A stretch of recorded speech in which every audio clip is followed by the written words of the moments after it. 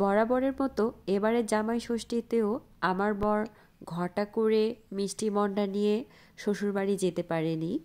তো শাশুড়ি মা কাছে নেই, তো কি হয়েছে, শাশুড়ি মার মেয়ে যত্ন করে তাকে খাওয়ানোর চেষ্টা করেছে। তো এবার যুক্ত হয়েছে আমার মেয়ে।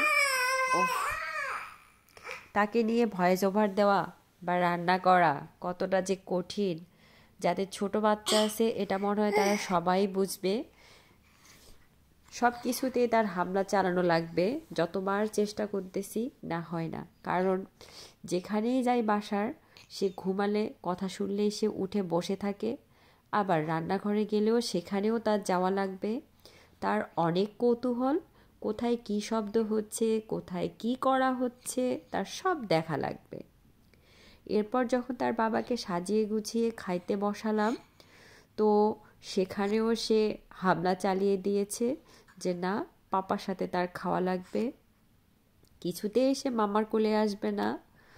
তো ওর বাবা বলতেছিল যে না থাকো আমার কাছে। ও বাবা এরকম করে না। তো এখন বাবা এটা ঠিক না, তুমি এরকম করতেছো কেন?